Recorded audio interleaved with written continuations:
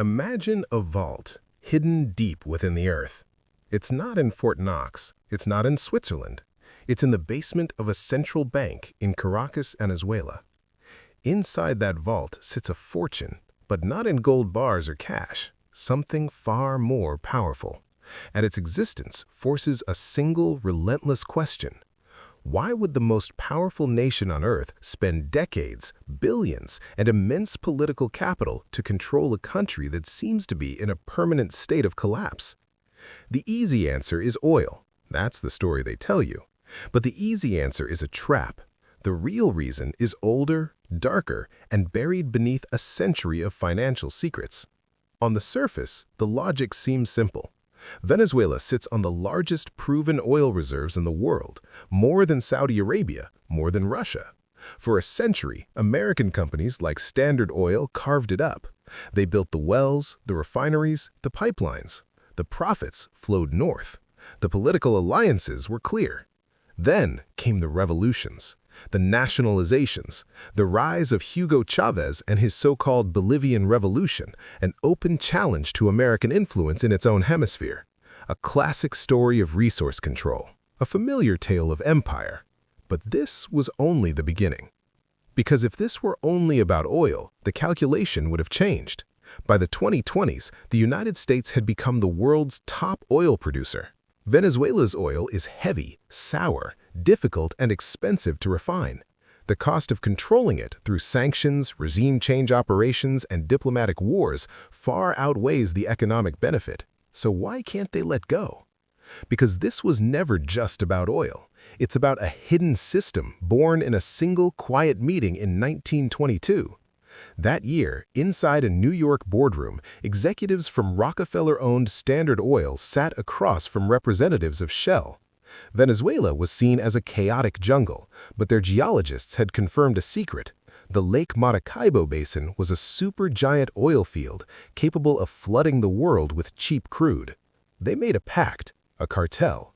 They agreed not to compete, but to jointly control the entire country's resources, dictate terms to a weak government, set prices, and decide who could buy. For the first time in modern history, a sovereign nation's economic destiny was not decided by its leaders, but by a private agreement between two foreign corporations. And that set a precedent, a blueprint. Almost no one talks about this part. The blueprint evolved. When direct corporate control became impossible, new tools were required. The most powerful of them was the US dollar itself. All of Venezuela's oil was sold in dollars. All of its debts were denominated in dollars. Its national wealth was held inside dollar accounts in New York banks. This gave the United States a silent veto, a switch they could flip. At first quietly, by pressuring banks, then openly through sanctions, asset freezes, and cutting Venezuela out of the global dollar system. The goal was simple: make the economy scream until the political structure collapsed. It was a playbook written in the cold language of finance, but its consequences were measured in human suffering. But what came next was unforgivable. Venezuela, desperate to survive, tried to escape the system. It began selling oil in other currencies, yuan, rubles, and even announced a state-backed cryptocurrency, the petro, to bypass dollar sanctions entirely. This wasn't just political defiance, it was a direct attack on the foundation of American power, the petrodollar system, the unspoken rule that for over 50 years has propped up the U.S. economy, that critical global commodities, especially oil, must be traded in U.S. dollars. This creates permanent global demand for the dollar, allowing America to print money, run massive deficits, and project financial power like no other nation in history. When Venezuela tried to opt out, it wasn't just breaking sanctions, it was setting a catastrophic example. If Venezuela, a broken sanctioned state, could do it, what would stop Iran, Russia, or any other nation tired of American dominance? The punishment had to be total, a warning to the world. And this brings us back to the vault.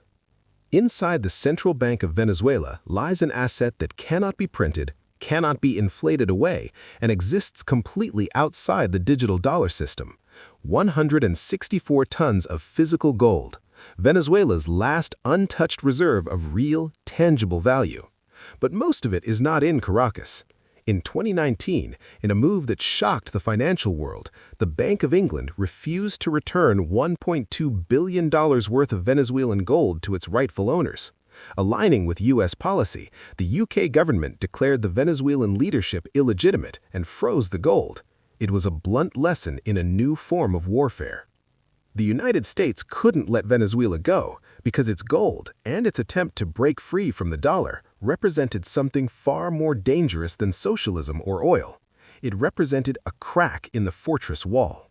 So the next time you hear about Venezuela, hyperinflation, and collapse, listen carefully to the quiet part. This isn't just a story about failed socialism, and it's not just about oil. It's a story about what happens when a country tries to leave a hidden financial system, a system of dollar dominance, corporate cartels, and asset confiscation built a century ago. The U.S. can't let Venezuela go because letting go would be an admission that the system can be broken, that vaults can be emptied, and that the real currency of power isn't oil or gold or even the dollar itself. It's control. And control, once surrendered, is almost impossible to reclaim.